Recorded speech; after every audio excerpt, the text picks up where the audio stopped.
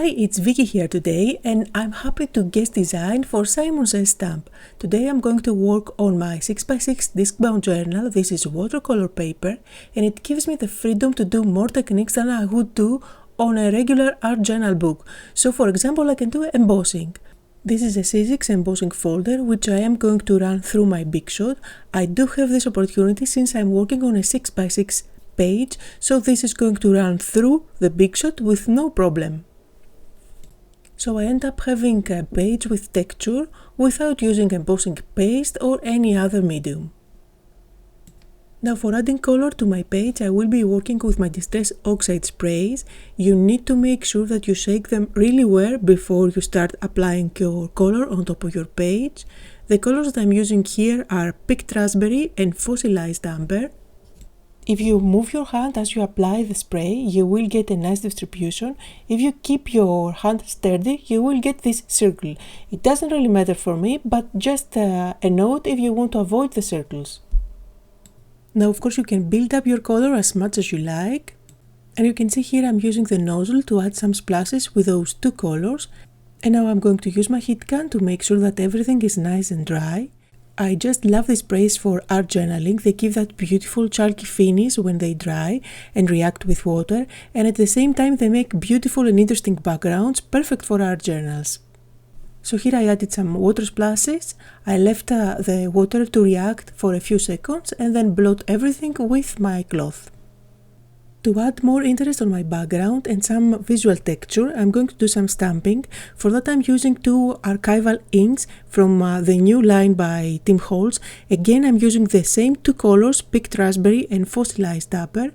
I'm going to do some random stamping at the background by using a text stamp. You can use any stamp for that. I believe the one that I'm using here is from the ETCETERA stamp set.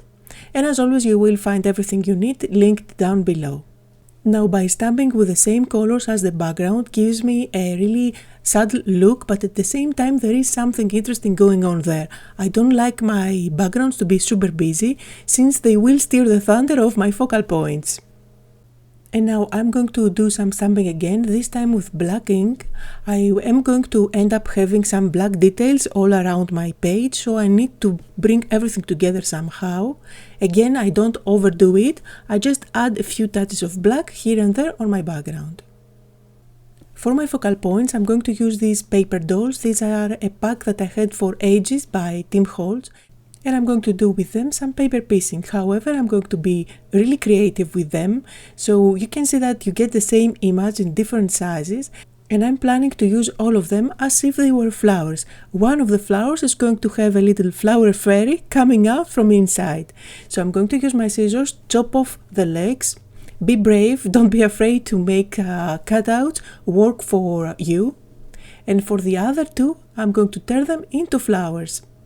So here I'm cutting out the top of the girl as well as the legs, but I'm keeping the body of the girl because it looks as if it is the center of the flowers.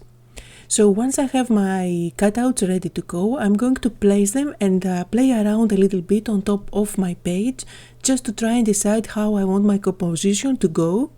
And now I'm going to create some stems. To get the same look as the background, I'm going to use again my Distress Oxide sprays. I'm using two colors here. These are Peeled Paint and Cracked Pistachio. So I'm just mixing the colors on a scrap piece of paper, then I'm going to heat set it and I'm going to cut out some strips. Now I'm going to glue everything down. For that I'm using my Nuvo Deluxe glue. You can use any type of glue, just make sure that you are not very messy because the ink on the background is going to react with any medium that you place on top. Now in the beginning, as I was starting this page, I thought that I would color those flowers, but as I see the page at this stage, I absolutely love how the white contrasts with the background, so I decided to leave it as it is.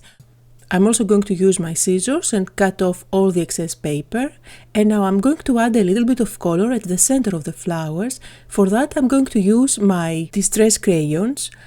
I'm going to add a touch of yellow at what is now the center of my flower, and you can also blend it out with your fingers if you want to.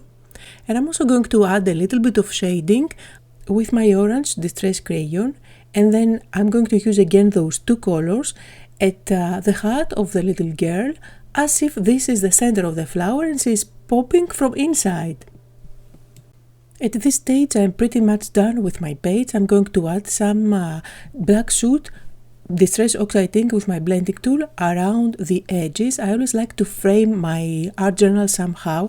I think that it helps the colors at the center of my page pop even more. Also, by touching my blending tool on the embossed areas, it brings them more to the foreground. And as I'm adding more details, here I'm using my black thin marker to add some lines along the stems.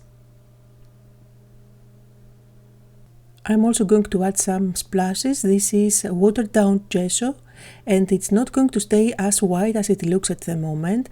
The water in this watered down gesso is going to react with the color underneath, so it is going to look lighter than the background, but not as bright white as it is now. And since I have all that gesso laying around, I'm going to use my brush and add some highlights along the stems. Again, this is going to turn into light green as it reacts with the water underneath, and it's going to create a lovely highlight. Now, in my art journals, I always like to finish them off by adding some motivational quotes. I either stamp them, or lately I've been using those quote chips by Tim Holtz. I have a pack for ages and I keep using these quotes again and again, and they never finish. So I'm going to add some washi tape as well as a little bit of burlap here, just to add some extra texture on my page. I am using double-sided tape here to secure everything down, and I keep switching in between adhesive just because I have everything on my table, but again you can use any type of adhesive that you like. And here is another idea. You can give her a string and create a little banner for her to hold. I'm not going to do that for this page, but just an idea. So that was the page for today. It's time to put it back to my 6x6 disc-bound journal. Here are some close-up photos on the project that I made for today, where you can see all the details that I added on my background, like the embossing and the stamping and the splashes. Remember that you can find a full list of all the supplies used down below. Thank you all so much for joining me today, and I hope you will all have a lovely day.